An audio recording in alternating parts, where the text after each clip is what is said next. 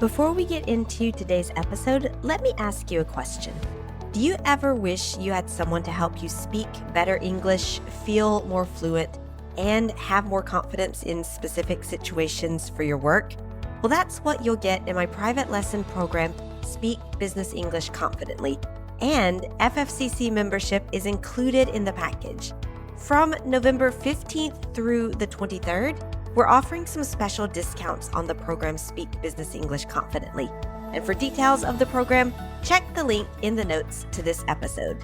Now, let's go. Faster Fluency Conversation Club podcast. When you knew you had to fix a professional problem. Hey everyone, a quick special announcement before we get into today's topic. If you want to send us an email with any English-related questions, ideas for topics, or any feedback, we now have a dedicated email address for podcast listeners.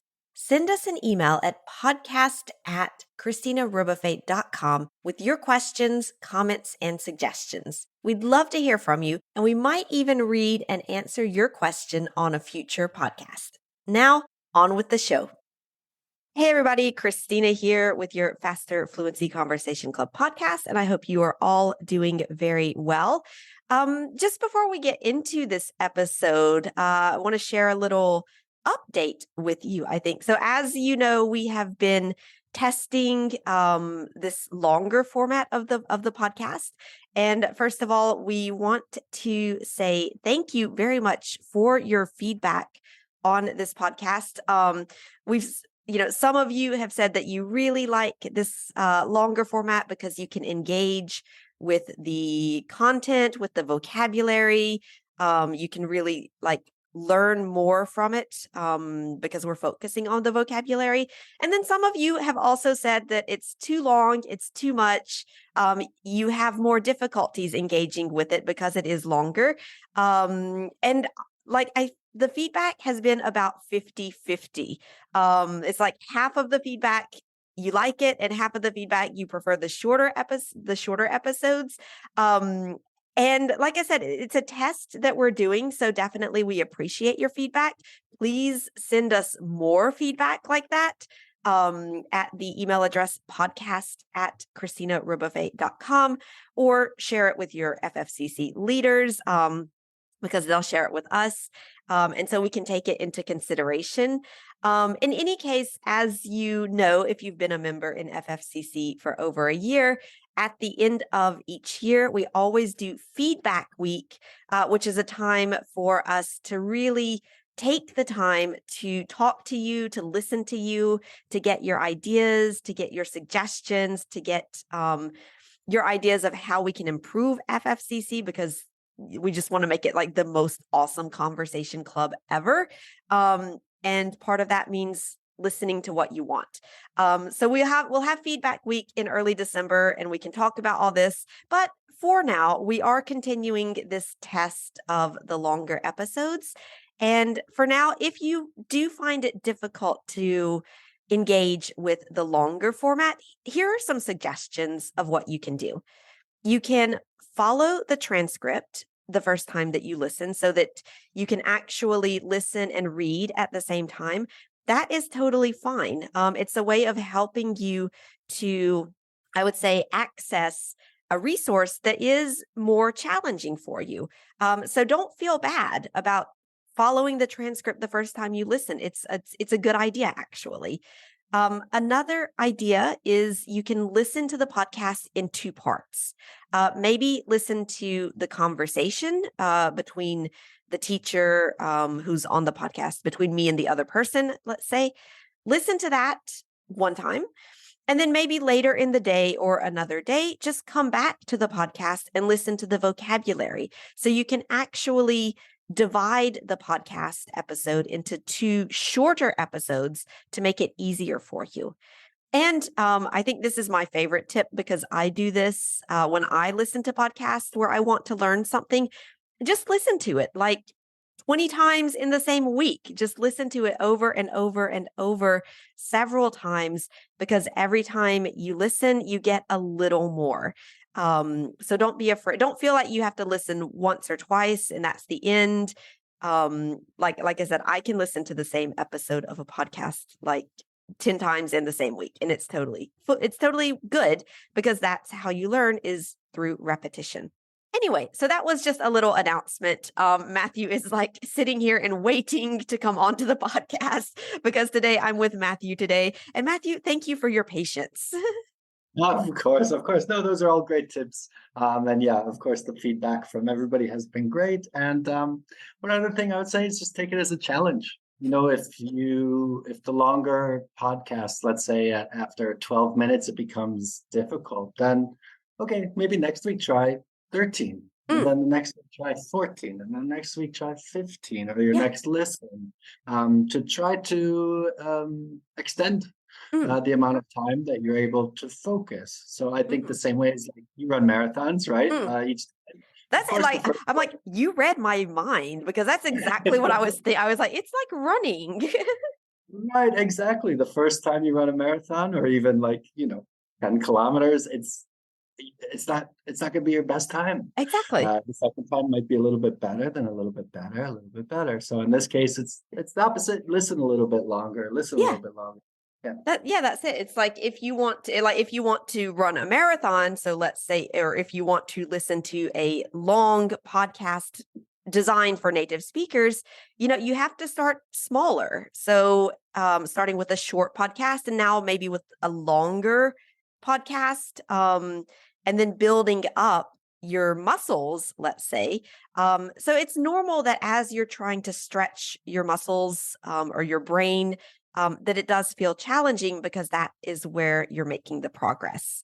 So just something to keep in mind when you are, I would say, transitioning to a higher level. It's always a little uncomfortable, because you're doing something that you're not used to doing, and it's new, and you haven't built up that muscle yet. So persevere, and I would say just keep at it. It'll get in place. It'll come at some point. Okay, right. So today's main topic is actually when you knew you had to fix a professional problem. So I guess, I don't know, Matthew, like, how do you, I don't know, like, what is the moment when you realize that you have something that you have to fix in your professional life? I think when we kind of reach our breaking point, or when we're like, no, enough is enough, or when, oh no, this isn't working. Whatever I'm doing now is not working, right? I'm falling short of my goals. I'm not where I want to be. I think we kind of know when, inside we know when, like, okay, well, something's wrong. There's a problem, right? And that should be like the little bell, like ding, ding, ding, ding. Yeah. Okay, let's fix something here. Yeah. Like the alert that goes off, and it says like, okay, something's wrong and you need to fix it. Yeah. It's like, and I feel like it's, like, I try to be very good at like writing out, like my goals for, I'm looking at my, my new bullet journal here. And I actually spend like every week I sit down and I write down like, what is my someday goal? Like the goal I want to get to someday. Then the 5-year goal, and the 1-year goal, and the 1-month goal, and the weekly goal. And it's all like, how does each of those connect, so that the thing I do this week is helping me move forward to the 1-month goal, which helps me to the 1-year goal, which helps me to the 5-year goal, etc. And then I write out like what I have to do that week to work closer to those goals. And then when I notice that I've got just like too much on my plate and things are not getting done, or I keep pushing them back, and they just are not happening. I'm like, I need to do this thing, but I've pushed it back 5 times in a row. It's like, all right, I've got too much on my plate, and things they can fall through the cracks because like I just don't have the time to do them, or more urgent things come up, so they get pushed back. And I realized, like, generally that's when I realized, all right, either I need to make this a priority and do it, or I need to delegate it, because clearly I am falling short of my goals there. Yeah.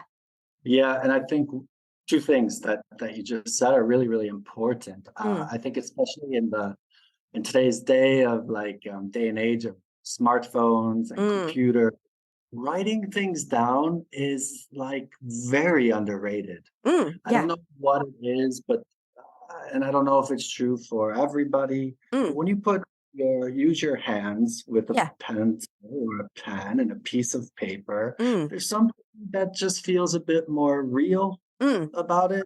yeah. Um, and I always tell this to just for studying English, Mm, write, yeah. write English down instead of just scrolling and flipping through your smartphone. You're Mm, going to have a higher retention rate. But yeah, in this context of like getting things done, right. reaching your goals, is yeah, having a daily to-do list, weekly to-do list, monthly to-do list. And yeah, I always start my day off with okay, what am I doing today? Mm, And then it's not like having too many things. A lot of people will say just put three things on the list, mm, yeah. because then you feel better. And if you Exactly. finish those three, if you Yeah. finish three, of course, then you can do more. That's great. But if you put 10 things and only finish three, you don't feel so good, and then It's you've got yeah. a It's problem. You yeah. feel like it's Yeah, exactly. It's almost like you mentioned earlier, like I run marathons and like I don't run tons. I've run 2 marathons. So let's not I don't run marathons every week. marathons. I have run 2 marathons. But it's like my technique, my mental technique for like surviving that is when I start running, it's like I'm not running 42 kilometers in my head. It's like I'm running 5 kilometers. Okay. And now I'm running another 5 kilometers and another 5 kilometers. And I always break it down into like little, like, I guess, yeah, like dividing it because otherwise I'm like, oh, if I start and I'm like, I finished the first kilometer and I'm like, oh, now I have to do another 41 of those. Like I will just stop. I think I just be like, I give up. yeah. I'm not doing this. So yeah, like definitely, I think sometimes you have to break it down and make small, like really tiny goals for yourself just to get the momentum. And then you can continue, like you said. Or you can Right. just be happy that you did one little thing and hey, Yeah, you met your goals. So yeah. exactly. I think it's like you don't want to keep feeling like you are failing to reach your goals. I think just from like a mental standpoint. Mm, And so the other big thing I thought you said was delegation. mm, Um, and knowing when to delegate. So if you mm, keep maybe having the same problems over and over and over again, maybe that's just not your cup of tea. Maybe mm, that's not something you're good at, or you want to put your time and energy into. mm, And so instead of having those same problems over and over and over again and kind of going around in mm, circles, feeling like a hamster and it's mm. real, Yeah. uh, is to delegate that out Yeah. and find somebody, either within your company or organization Mm, or outsource, mm. to help you with those problems. Yeah, exactly. And I think it's kind of like when you get to that moment, like you said, kind of to when you reach your breaking point, um, maybe that's the moment that you have to like bring somebody in to help you. And like if you're in a company, maybe that is going to talk to your manager or your human resources person or, whoever is in a position in the company to help you to find a solution. Or if you're running your own company, maybe it's delegating to people on your team or bringing someone in, bringing someone onto your team to help you to better manage that. Um, but I think, yeah, there's a lot of different little signals that you can look for to know when you need to fix a problem in your professional life. Definitely. Yeah, and I would just add to that is like, I think a lot of times, and I can even speak for myself, is Mm, like sometimes we're stubborn and we're like, no, I'm fine, I'm fine. Like, oh yeah. yeah, this is not a problem, this is not a problem. But I can do at it. some I just point, need it's to better organize myself, or I need to, you feel like you can do it yourself. Yeah.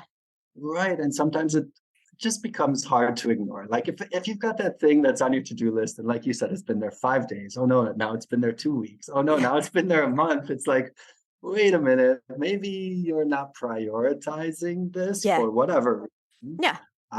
And so that's a good way. Again, by writing it down, you can see, oh, this was on my list from October 1st. It's still on my list November 1st. Like, wait a minute, Yeah. we've got to do something. Right? Yeah. Exactly. No, definitely. Okay, right. Very good. Very, very interesting in discussion there. It's kind of things I like to geek out over. So yeah, let's get into the vocabulary that you heard in this episode. So as you all know by now, perhaps, we have the conversation. And as we're speaking, we have a list of expressions or vocabulary that we feel is interesting for you to learn.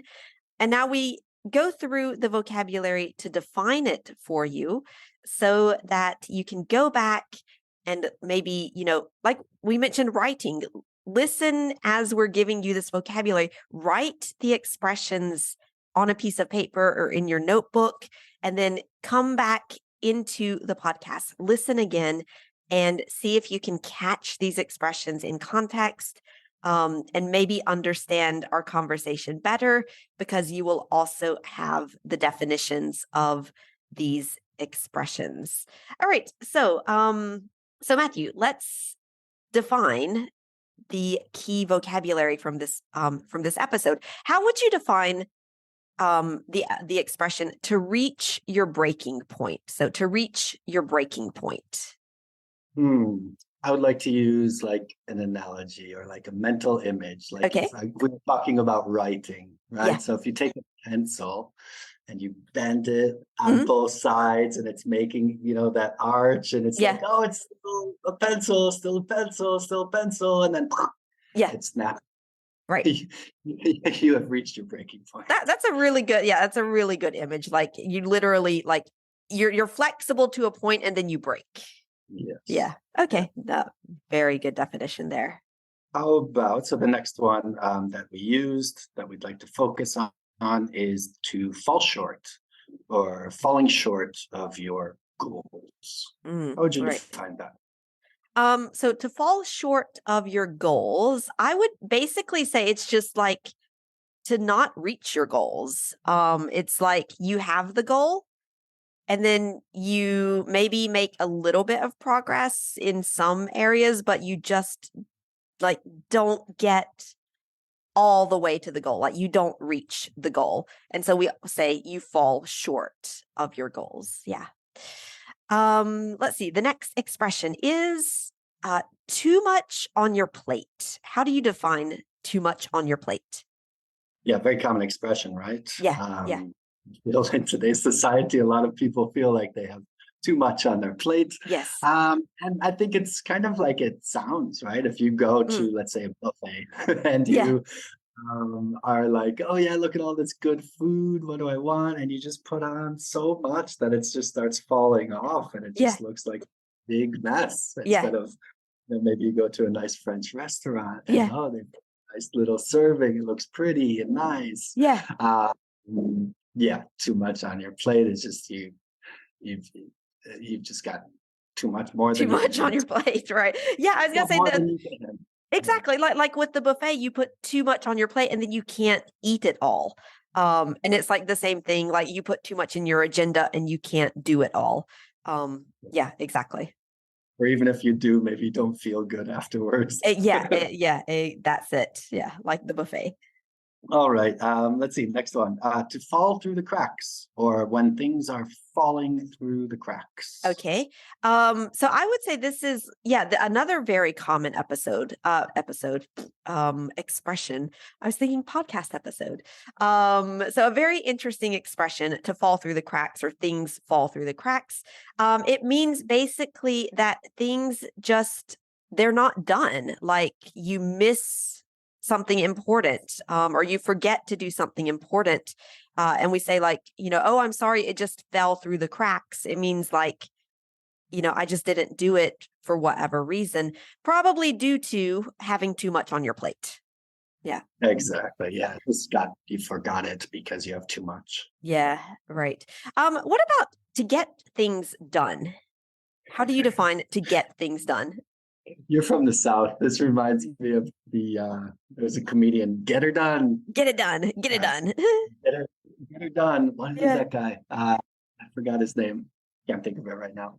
I don't know. Um, but, but it's just like to finish things, to do things, to accomplish Exactly. them. Yeah, exactly. I would say it's just like you can say to finish something, which is I would say the basic way of saying something. Um, but maybe a more advanced structure is to get things done. Exactly. Yeah. Yeah, I often say, yeah, we need to get things done, Mm, right? yeah. Okay. So next one, to keep feeling like, or I kept feeling like.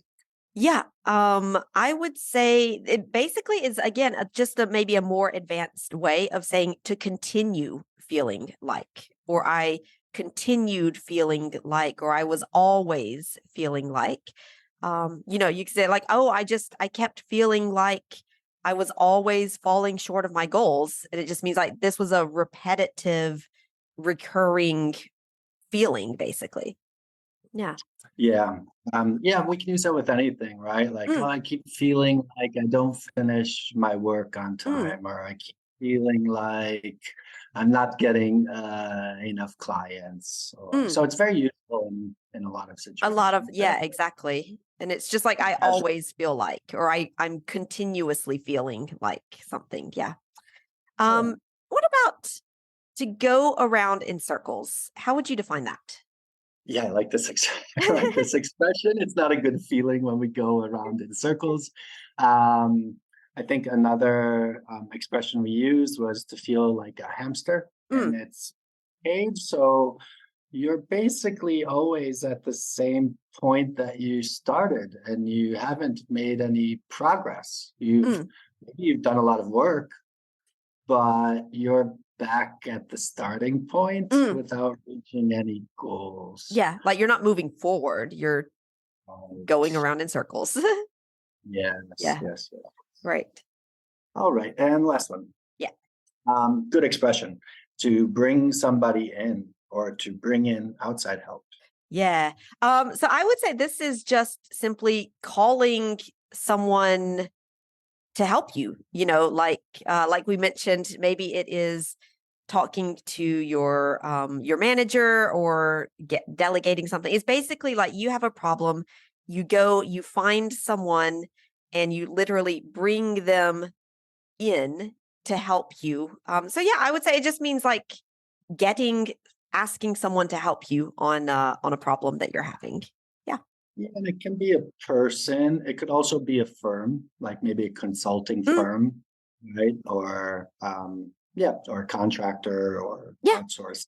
Yep, Exactly. exactly. Yeah, you can hire some like an agency or a consultant. You bring them in to help you solve a problem and then you pay for their services and that's the end of it. Yeah. Problem Right. solved. Yeah. Yeah, and then yeah, your problem is solved and you can move forward. Right. Okay. Okay, so that was the vocabulary and the expressions that you heard in this episode, and definitely if you are a member of the Faster Fluency Conversation Club, tell us what you remember, what you take away from this episode. If there was an expression that you learned that you really like, or just an idea, you can talk about it in the conversation club, or you can share it with us in Mighty Networks.